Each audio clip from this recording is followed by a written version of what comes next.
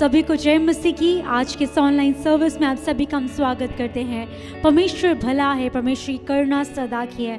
आए हम सभी आज के इस ऑनलाइन सर्विस के लिए तैयार रहेंगे। अपने आत्मा को, अपने मनों को, अपने विचारों को एक मन करेंगे और परमेश्वर को एक उत्तम आराधना को चढ़ाने के लिए अपने आप को आयोजित करेंगे, अपने आप को तैयार करेंगे।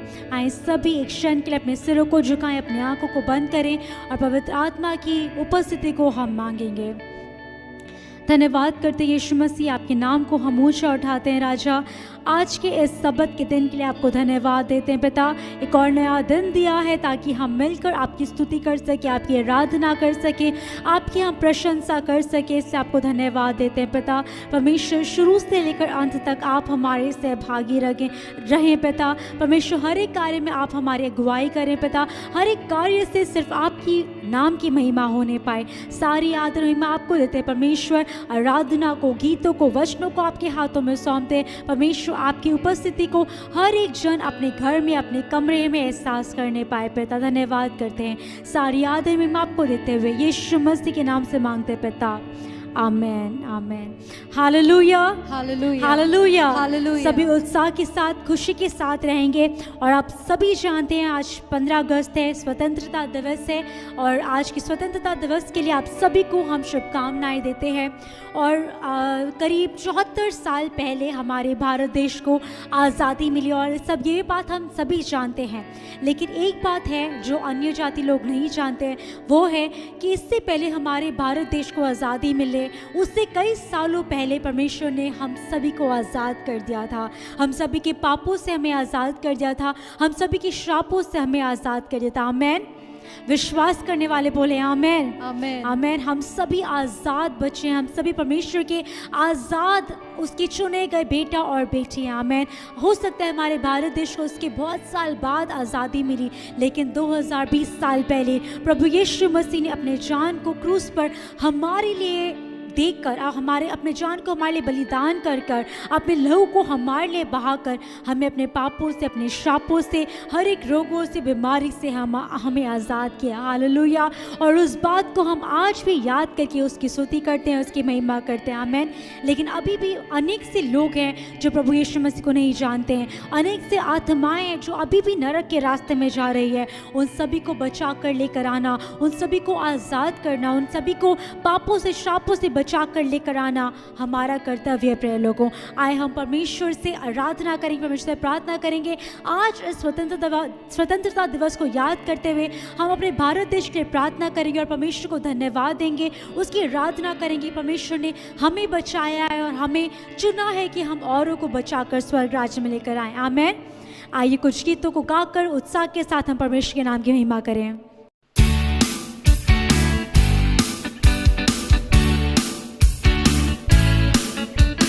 புகழும் வேண்டாமே, பெயரும் வேண்டாமே, புகழும் வேண்டாமே, பெயரும் வேண்டாமே, ஆத்துமா தலை தாருமே, இந்தியாவை தாருமே, ஆத்துமா தலை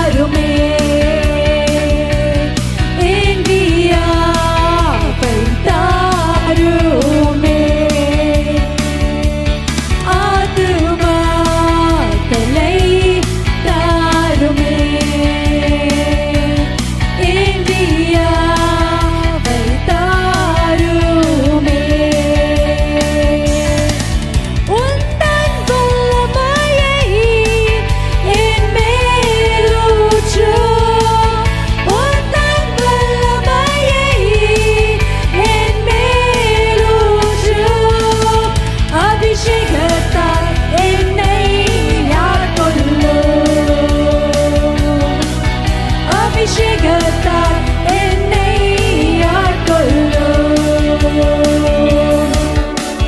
പുകഴും വേണ്ടാമേ, പേരും വേണ്ട, சேர்ந்து சொல்வோம் புகழும் வேண்டாம், பேரும் வேண்டாமே,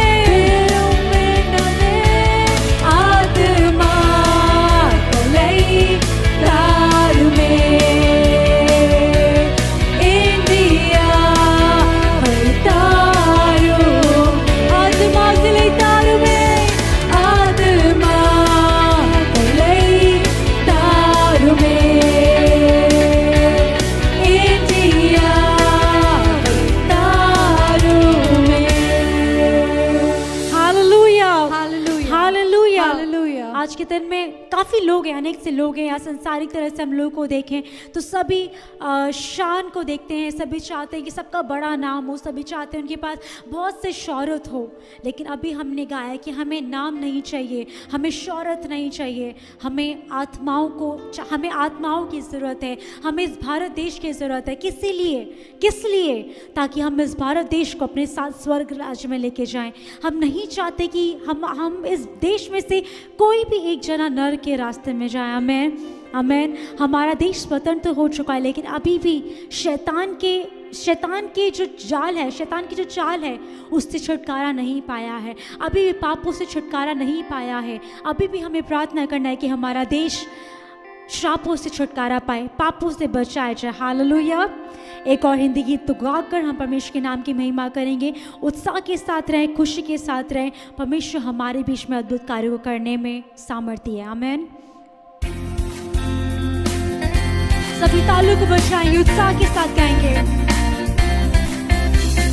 यीशु ने हमें छुड़ाया है पापों के जाल से, यीशु ने हमें बचाया है शैतान के जाल से। यीशु ने हमें छुड़ाया, यीशु ने हमें छुड़ाया है पापों के जाल से, यीशु ने हमें बचाया है शैतान के जाल से। तो गाओ हालेलुया,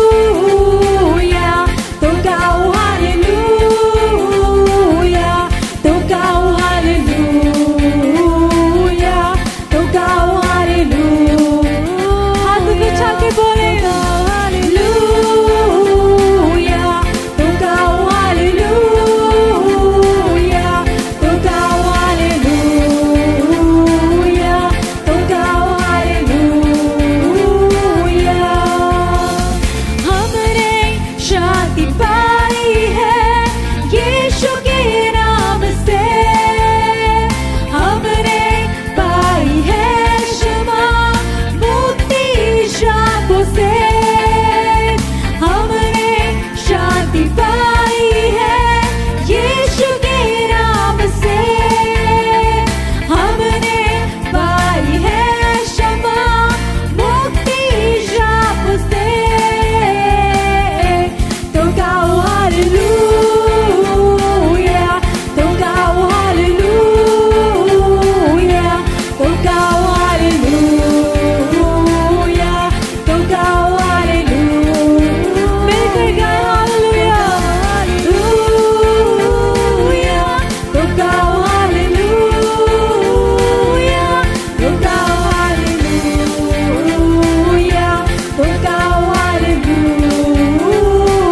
अब हम ना डरेंगे, अब हम ना डरेंगे, यीशु जो साथ है, शैतान से हम लड़ेंगे यीशु के नाम से। अब हम ना डरेंगे, यीशु जो साथ है, शैतान से हम लड़ेंगे यीशु के नाम से। तो गाओ हालेलुया, तो गाओ हालेलुया, तो गाओ हालेलुया, तो गाओ हालेलुया, तो गाओ हालेलुया, तो गाओ हालेलुया,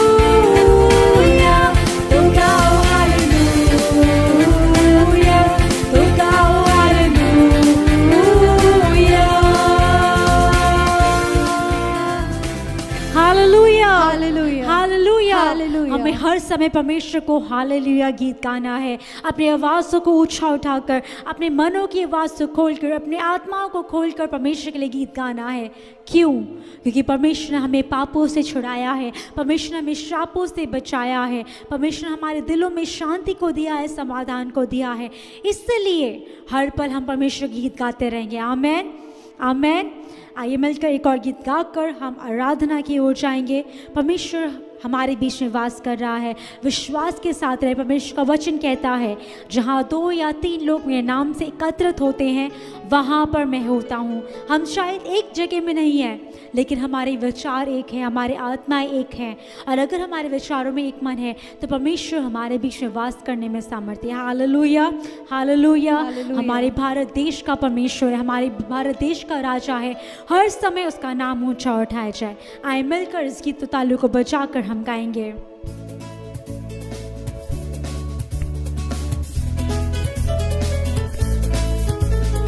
भारत தேசத்தின் ராஜா நீரே, ஹalleluya. பார்ப்போற்றும் எங்கள் தெய்வம் நீரே, ஹalleluya. இந்திய தேசத்தின் ரட்சகரே, அல்லே அல்லேலூயா. இந்திய எங்களை காப்பவரே, ஹalleluya.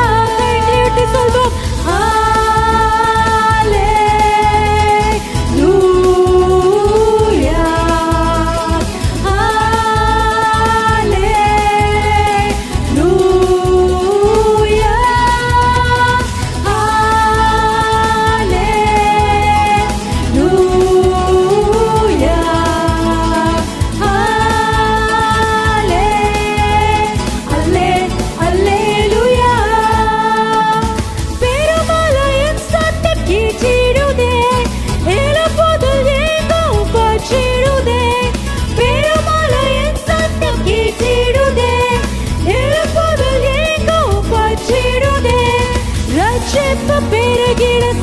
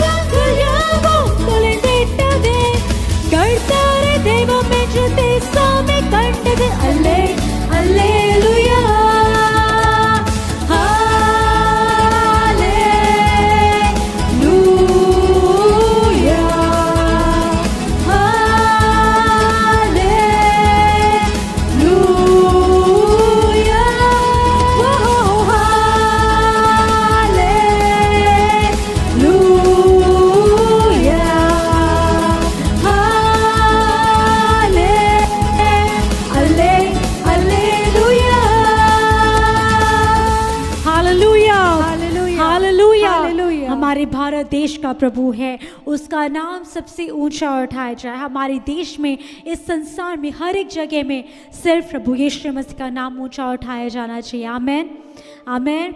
ये समय है कि हम आराधना की ओर जाए। सभी लोग अपनी आंखों को बंद करें और अपने हृदय को परमेश्वर के सामने उंडेल कर देंगे। बोलेंगे, पवित्र आत्मा आप हमारे बीच में आइए पिता परमेश्वर। आज के दिन भी पिता, इस समय परमेश्वर संसारिक लोग अलग अलग तरीके से परमेश्वर आज के दिन को मना रहे हैं पिता। आज के दिन परमेश्वर वो इस स्वतंत्रता की खुशी को मना रहे हैं पिता, लेकिन आज हम इस आनंद को आपके सम्मुख में आकर मनाना चाहते हैं पिता, क्योंकि आपने जो हमें आज़ादी दी है पिता, आपने जो हमें खुशी दी है पिता, वो इससे भी बढ़कर है परमेश्वर, वो इससे कहीं ज़्यादा है पिता। उसके लिए आपको धन्यवाद करते हैं। सभी लोग अपने आप को तैयार करें, अपने हृदय को तैयार करें। बोले परमेश्वर आपके पास में आता हूँ, परमेश्वर आपके पास हम आते हैं पिता, आपकी उपस्थिति में हम आते हैं परमेश्वर। हमारे जीवन से हर समय आपकी महिमा होने पाए, हमारे जीभ से निकलने वाला हर एक शब्द पिता आपको महिमा देने पाए परमेश्वर। धन्यवाद करते हैं, धन्यवाद करते हैं। सभी लोग आराधना करें परमेश्वर को, स्तुति करें प्रिय लोगों, धन्यवाद देंगे परमेश्वर को। धन्यवाद हो यीशु राजा।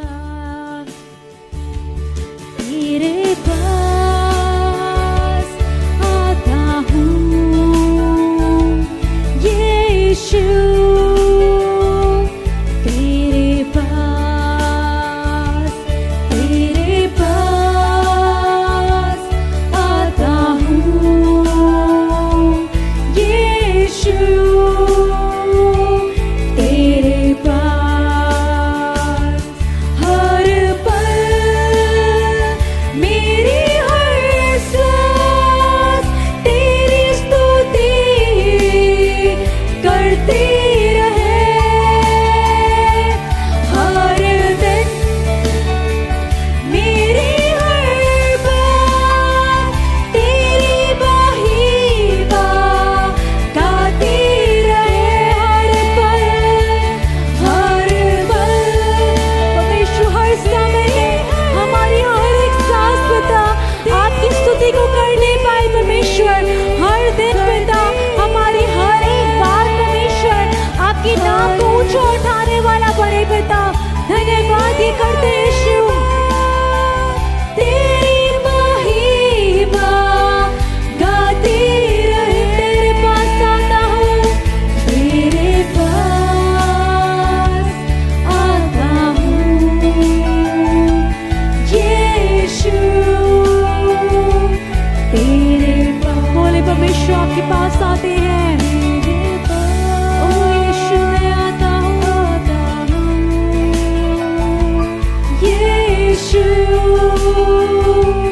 तेरे पास यीशु मसीह हो महिमा तेरी गाए आसमान, गाए ज़मीन। हाथ को उठा के बोले यीशु मसीह हो महिमा तेरी गाए आसमान, गाए आसमान, गाए ज़मीन। तुमसा कोई नहीं यीशु, तुमसा कहीं नहीं। अब है पूरा यकीन, तुमसा कोई नहीं। फिर एक बार बोले तुमसा कोई नहीं, तुमसा कोई नहीं। हाँ यीशु तुमसा कोई नहीं। अब है पूरा यकीन, तुमसा कोई नहीं। परमेश्वर आपके समान और कोई नहीं है पिता। हमारे संसार में पिता, हमारे जीवन में, हमारे परिवार में, हमारे देश में आपके समान और कोई नहीं है। हमारा ख्याल रखने वाला परमेश्वर आपके समान और कोई नहीं है। हमारे देश को बचा कर रखने वाला परमेश्वर आपके समान और कोई नहीं है पिता। आपको हम धन्यवाद करते परमेश्वर। आपने हमें आज़ाद किया है पिता, आपने हमें आज़ादी दी है परमेश्वर। इसके लिए आपको धन्यवाद करते परमेश्वर। पापों से, श्रापों से परमेश्वर आपने हमें छुड़ाया है। आप ही हमारे छुड़ाने वाला यीशु है, आप ही हमें बचाने वाले परमेश्वर है। आपको हम धन्यवाद करते हैं पिता उस आज़ादी के लिए जो आपने 2020 साल पहले क्रूस पर हमारे लिए दिया परमेश्वर। क्रूस पर अपना जान देकर पिता आपने हमें आज़ाद किया है पिता, ताकि हम नाश ना हो, ताकि हम में से कोई भी नाश ना हो, लेकिन अनंत काल के जीवन को प्राप्त कर सके पिता। उस बलिदान के लिए आपको धन्यवाद करते हैं यीशु राजा। धन्यवाद हो परमेश्वर। तू ही है वो जो मुझको छुड़ाता, तू ही है वो जो मुझको संभालता। देखता हूँ मैं जब तेरे क्रूस की ओर, तू ही है वो जो मुझको बचाता।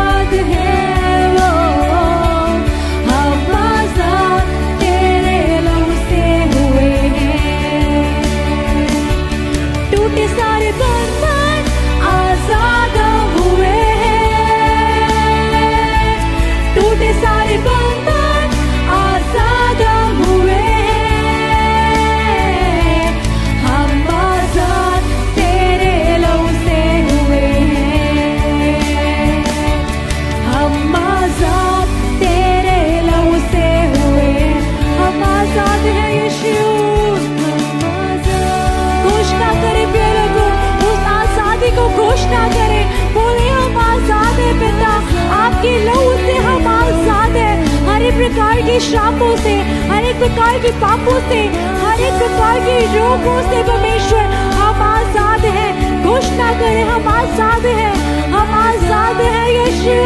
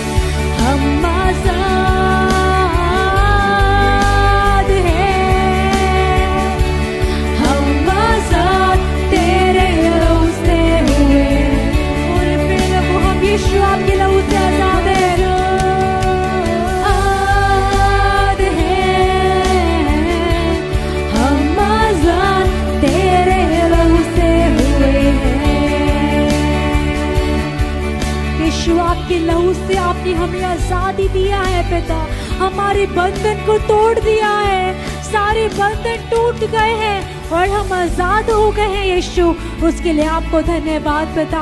उस आजादी को परमेश्वर, इस अनंत काल की आजादी को परमेश्वर जो हमें अनंत काल का जीवन देगा पिता, इस आजादी को परमेश्वर हम परमेश्वर पूरे देश में फैलाने वाले बने पिता।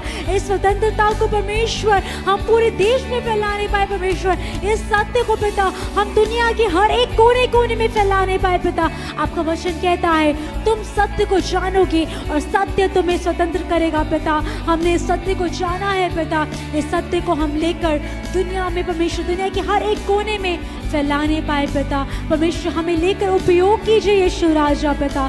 धन्यवाद करते हैं सही मायने में पिता, हर एक जन परमेश्वर पापों से, श्रापों से आज़ाद होकर, स्वतंत्र होकर परमेश्वर आपको धन्यवाद दे नहीं पाए। परमेश्वर आपके नाम की महिमा करते हैं पिता। इस आज़ादी के लिए आपको धन्यवाद करते हैं। आपने हमें छुड़ाया है, आपने हमें बचाया है पिता, उसके लिए आपको धन्यवाद करते हैं। परमेश्वर हर एक कार्य को आपके हाथों में सौंपते हैं। जब हम वचनों को सुने, हमारे हृदय को, हमारे आत्मिक कानों को परमेश्वर हमारे विचारों को खोल दे, ताकि आपके वचन हमारे हृदय में कार्य करने पाए पिता। सारी आदर महिमा आपको देते हैं, सारी जलाल आपको देते हैं। यीशु मसीह के नाम से मांगते हैं पिता, आमीन आमीन। हालेलुया। आप सभी को प्रभु यीशु मसीह के नाम से फिर एक बार स्वागत करती हूँ। आज की इस आराधना में एक अच्छी आराधना के समय से गुजरकर अब हम आए हैं परमेश्वर के उस दैव्य वचन को, उस सामर्थी वचन को सुनने के लिए। हालेलुया। कितना अच्छा दिन परमेश्वर ने हमारे लिए और हमारे देश के लिए दिया है। आज हमारा देश 74वां स्वतंत्रता दिवस को मना रहा है। इस वर्षगांठ को मना रहे हैं हमारे भारत देश के आज़ादी को मनाते हुए। हालेलुया।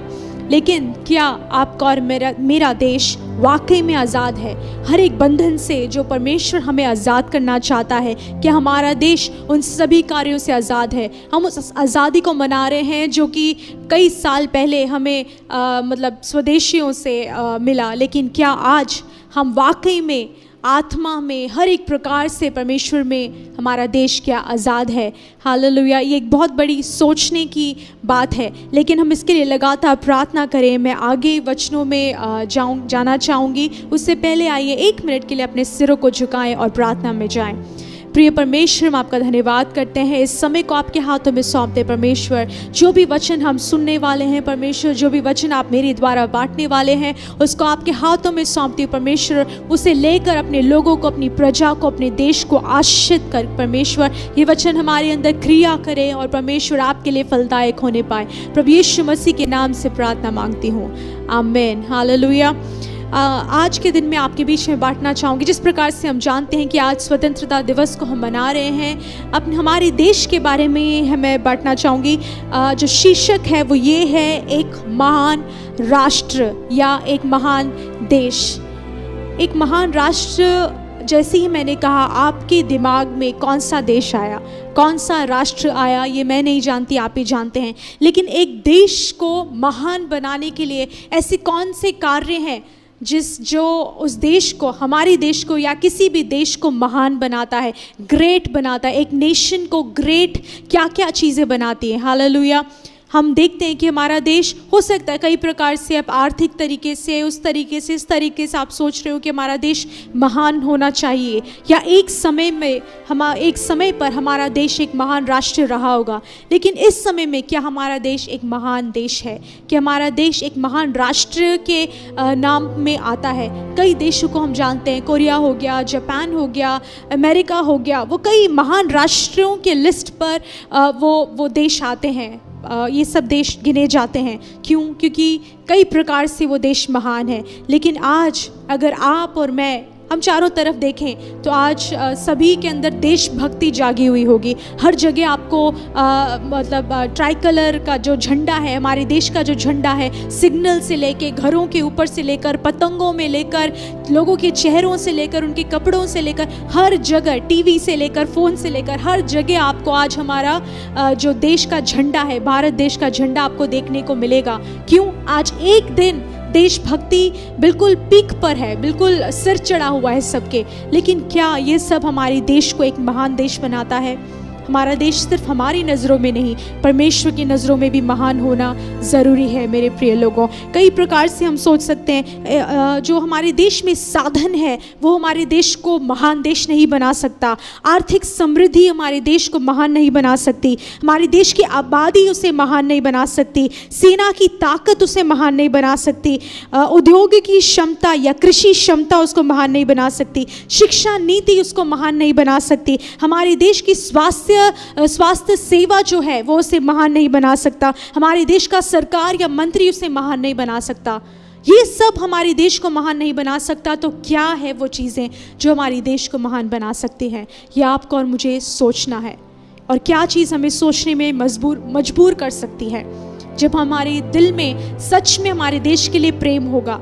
क्या आपके और मेरे हृदय में हमारे देश के लिए प्रेम है, जो देश प्रेम हमारे दिलों में, हमारे मनों में, जब हम स्कूल में पहली कक्षा में या उससे भी पहले नर्सरी में थे तभी हमारे दिल में वो देश का प्रेम डाला गया। लेकिन हमारा परमेश्वर इससे पहले कि हम अपने देश में जन्म लेते, तब से परमेश्वर हमारे भारत देश से प्रीति रखता है, वो प्रेम करता है। भारत देश के हर एक कोने कोने में रहने वाले, हर एक राज्य में रहने वाले लोगों से, उस जगह से, पूरे देश से वो प्रेम करता है। और परमेश्वर चाहता है कि हमारा देश एक महान देश कहलाया जाए। हालेलुया। लेकिन बाइबल के अनुसार हम कुछ कार्यों को देखेंगे कि एक देश को महान बनने के लिए क्या क्या कार्यों की आवश्यकता है। आमीन।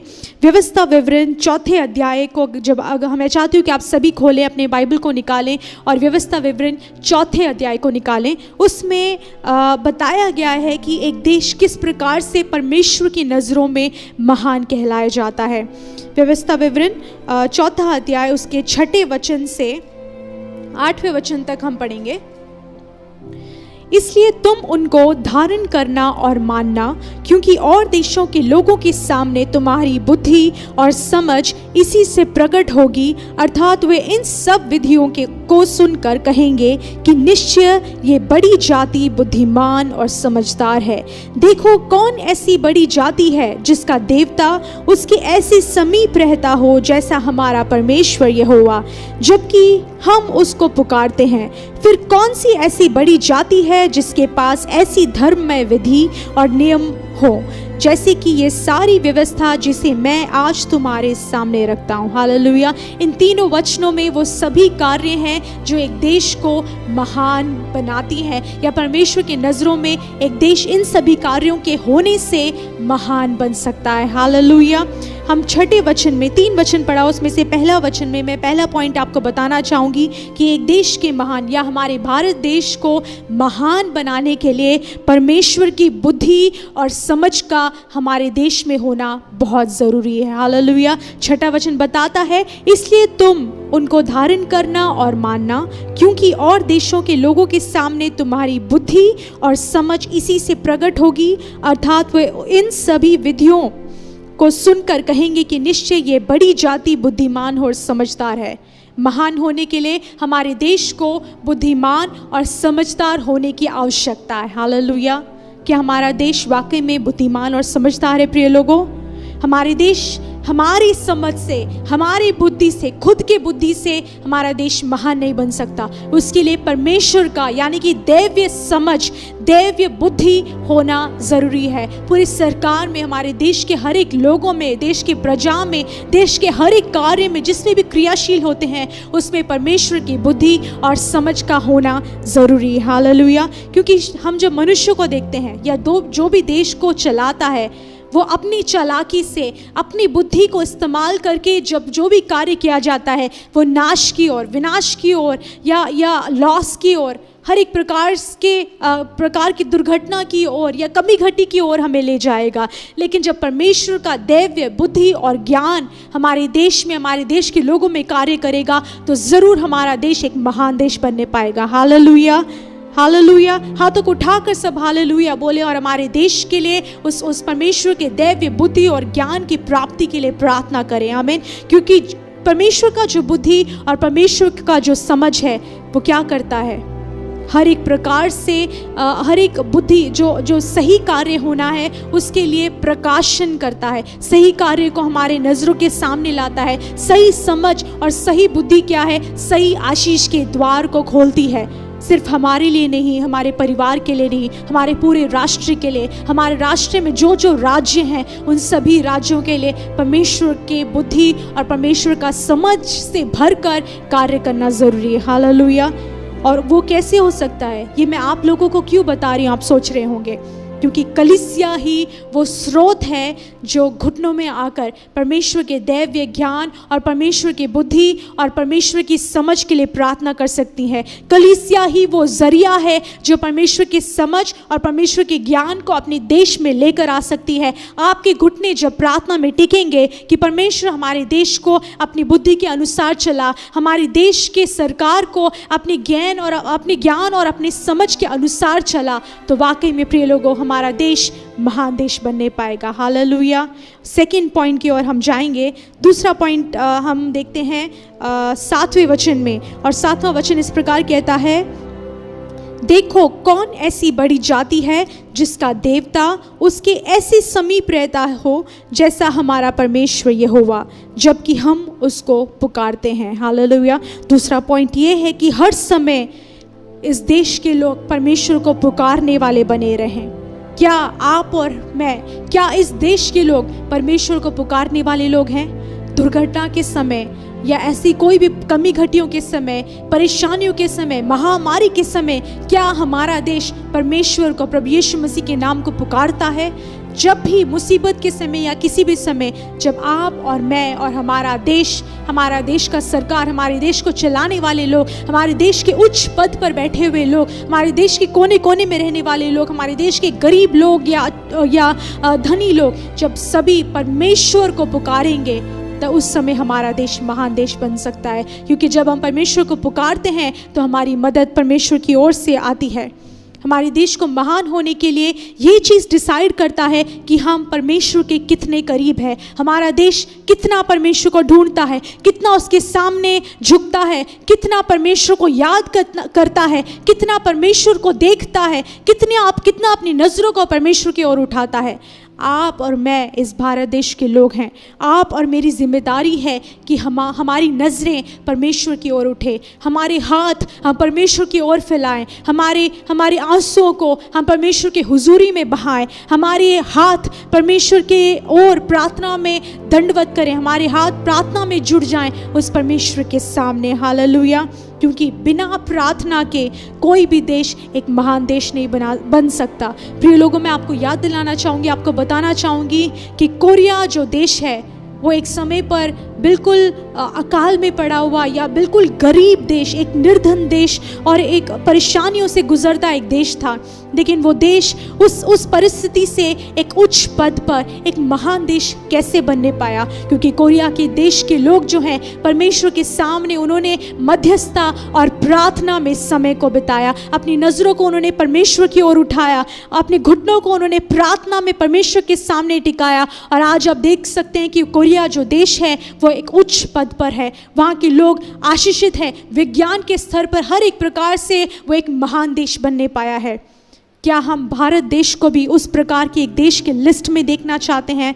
भारत देश ज़रूर एक महान देश बन सकता है अगर हमारा देश प्रार्थना करने से ना चूके, प्रार्थना करने से पीछे ना हटे, परमेश्वर के सामने घुटने टेकने से पीछे ना हटे, परमेश्वर के सामने प्रार्थना में गिड़गिड़ाने में और मध्यस्थता करने में ना रुके। हालेलुया। और वो कौन करेगा?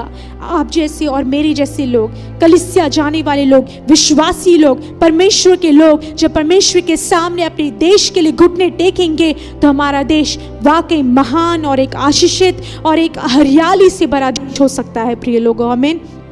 क्योंकि जो भी हमारे देश में आमतौर से आप देखते हैं वो डिसाइड नहीं करता कि हमारा देश महान है या नहीं। हर प्रकार से अगर आप चाहते हैं आपका देश महान हो तो प्रार्थना में अपने देश को परमेश्वर के सामने सौंपे। हालेलुया। सिर्फ नाम होना ज़रूरी नहीं है कि ये देश आज़ाद है, ये देश स्वतंत्र है।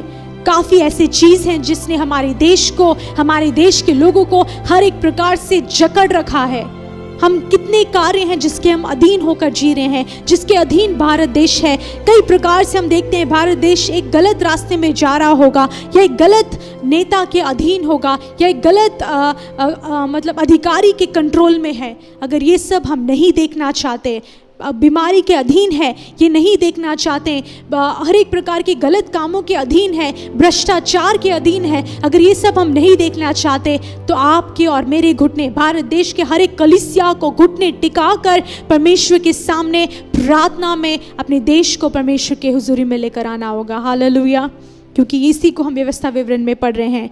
तीसरा पॉइंट जो हमारे देश को एक महान देश बना सकता है वो 8वें वचन में हम पढ़ते हैं, फिर कौन ऐसी बड़ी जाति है जिसके पास ऐसी धर्म में विधि और नियम हो जैसी कि ये सारी व्यवस्था जिसे मैं आज तुम्हारे सामने रखता हूँ। हालेलुया। तीसरा पॉइंट ये है कि परमेश्वर के धर्म में विधि और नियम को हमारे देश में होना ज़रूरी है। क्या हमारे देश में धर्म में विधि और धर्म में न्याय है। क्या न्याय के अनुसार और एक धार्मिक प्रकार से सब कुछ हो रहा है? प्रिय लोग, अगर हम देखे जाएं तो मसीही लोग में ही कई लोग ऐसे हैं जो अन्याय से पैसा कमाते हैं, जो परमेश्वर की इच्छा के विरुद्ध में कार्य करके लूट कर हम कर रहे हैं। हर एक प्रकार से भ्रष्टाचार मसीही लोगों में ही फैला हुआ है। तो कैसे हमारे देश में आशीष आएगा? कैसे हमारे जीवनों में आशीष आएगा? कैसे हमारी कलीसिया में आशीष आएगा? क्या आप और मैं आशीष का रुकावट बन रहे हैं? प्रिय लोगों, भ्रष्टाचार क्या हमारे अंदर से, क्या हमारे घरों से शुरुआत हो रहा है? परमेश्वर कहता है ऐसे देश में आशीष नहीं रुक सकती। अगर आशीष आ भी रहा है तो वो थोड़े समय के लिए होगा, वो आपकी पीढ़ी तक नहीं जा पाएगा, वो आपके जनरेशन में नहीं जा पाएगा, वो आशीष आपके बच्चों तक नहीं पहुंच पाएगा। अगर अभी आशीष नजर आ रहा है तो बाद में वो बहुत बड़े श्राप को लेकर आएगा। क्या आप चाहते हैं कि आपका परिवार और आपका देश इससे गुजरे? नहीं, हमारे देश को महान बनना है तो प्रिय लोग हमें एक धार्मिक देश बनना है। और वो धार्मिकता कहाँ से आरंभ होगा? आपसे और मुझसे, इस कलीसिया से, भारत देश के हर एक कलीसिया के अंदर से वो धार्मिकता जागना है। जहाँ भी आप भ्रष्टाचार को देखते हैं, जहाँ भी आप देखते हैं कि गलत हो रहा है, जहाँ भी आप देखते हैं कि परमेश्वर की इच्छा के विपरीत हो रहा है, आप उसे टोकें, आप उसके लिए कदम बढ़ाएं, उसके लिए एक दीवार बनकर खड़े हो जाएं, क्योंकि आपका और मेरा जो परमेश्वर है वो न्याय का परमेश्वर है। हालेलुया। हम एक भ्रष्ट नियम को लेकर हम नहीं एक्सपेक्ट कर सकते कि हमारा देश एक महान देश हो। वो बिल्कुल नहीं हो सकता, क्योंकि धर्म और न्याय परमेश्वर के सिंहासन और राज्य के पहला नियम है। परमेश्वर का नियम यही है कि जो भी हो वो धार्मिकता से हो, जो भी हो वो न्याय के अनुसार हो। अभी सब कुछ आपको आमतौर से लग सकता है, लेकिन एक दिन आएगा जब परमेश्वर के सिंहासन के सामने आप और मैं खड़े होंगे। क्या हम सिर उठाकर खड़े होंगे या सिर झुकाकर खड़े होंगे? धार्मिकता हमारे भीतर से आरंभ होता है प्रिय लोगों, और हमारा देश भी धन्य है वो देश जो धर्म में विधि और नियम से हो।